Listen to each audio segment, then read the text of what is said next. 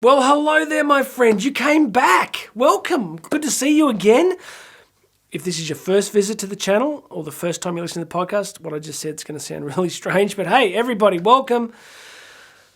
Love doing these videos. Hope they're a blessing to you. It's a great privilege to do them. My heart is to see you grow. My reason for being on the planet is explained in 3 words: liberate people's potential. Liberate people's potential. However that shows up.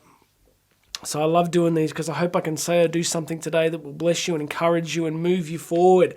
Momentum is the thing. Moving forward is the game.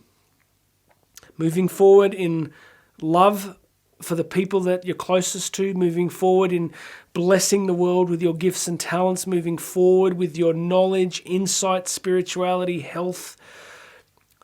You know, we just want to be moving forward. I want to see you moving forward. Do that first by subscribing to the channel or subscribing to the podcast if you're on the podcast version today. Please subscribe. Please leave a comment. And I want you to go grab a free copy of my book, Bridging the Gap. There's a link here in the description. Hit that link. I'm going to get you a free copy of the book. Today is a really beautiful quote. So if you're new to the channel, what do? I pray and I ask for insight to share with you great quotes and insights from some of the most beautiful, intelligent, wise, wonderful men and women in history. And then we riff on them for a little bit. I give you some things to think about. And that's what we do here on this humble little channel, little podcast thing that we do. Because I just can't go through a day without trying to do something to bless people. So here it is. Let's do this quote. It's really special. I love it. You're going to love it too. Ours is not the task of fixing the entire world all at once, but of stretching out to mend the part of the world that is within our reach.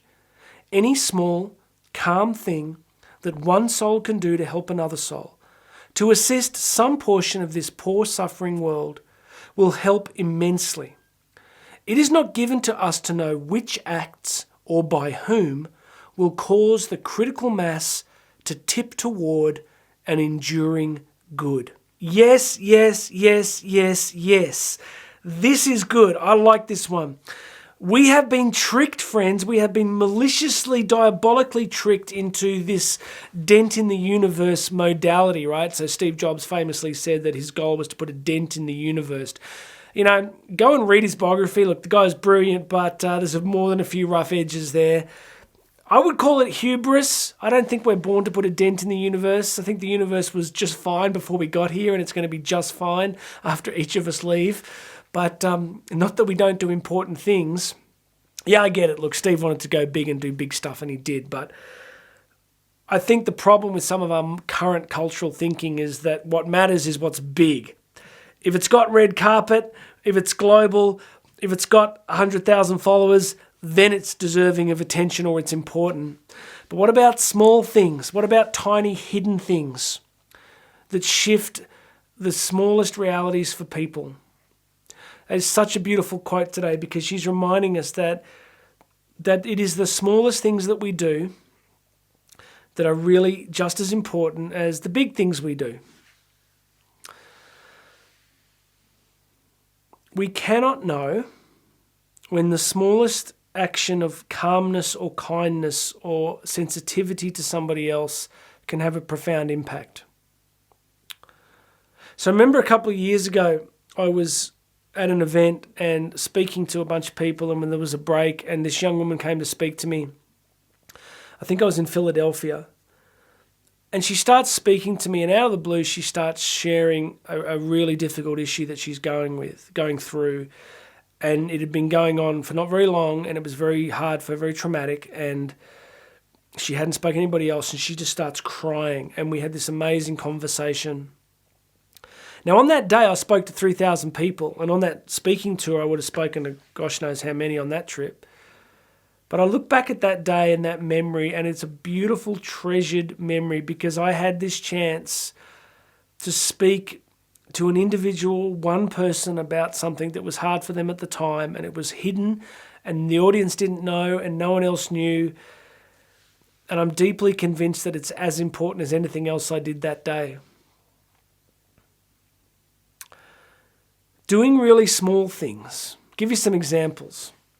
When I drop one of my kids off to school, the traffic around their school is nuts. It's just, there's 2 schools there and there's stuff going everywhere.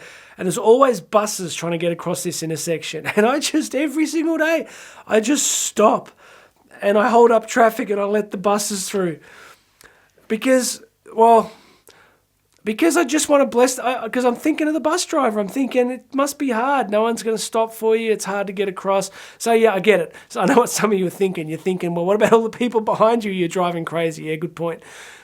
But my heart is like to do a small, simple thing that costs maybe 10 seconds of time. Maybe I lost 10 seconds on my journey.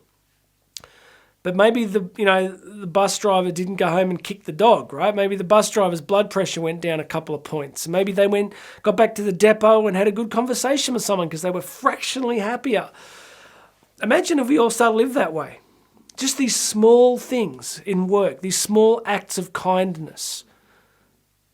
There was another one today. I'm trying to think what it was. What was I doing today?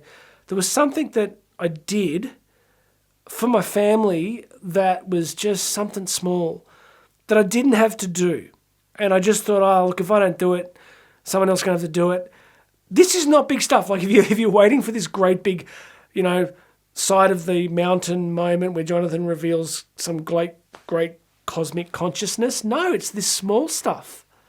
I used to say to audiences that I used to speak a lot about manhood and masculinity, right? I was on a speaking circuit where I talk a lot about that stuff.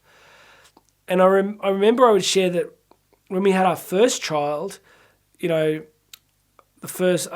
was exhausted, right? I was traveling a fair bit, speaking, and I remember coming home one night about midnight, late from the airport. I've been on a 10-day speaking tour. I come home and there's dishes everywhere.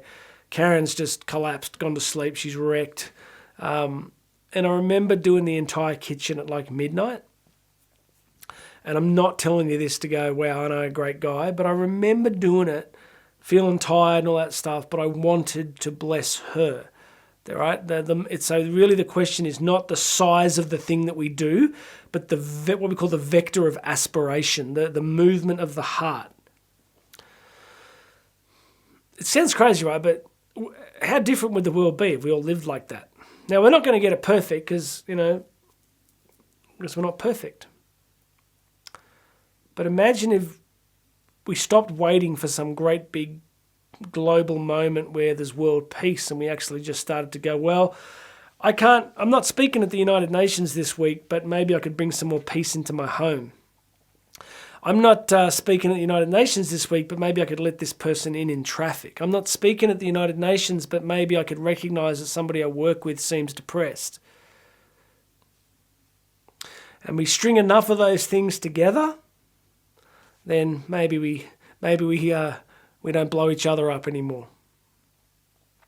So I just want to say to you, whether it's in your home today, your parenting, your marriage, your dating relationship, your loneliness, your work, wherever you find yourself in life, you do have that power of choice to do small, thoughtful things for people to bless them or to not do them.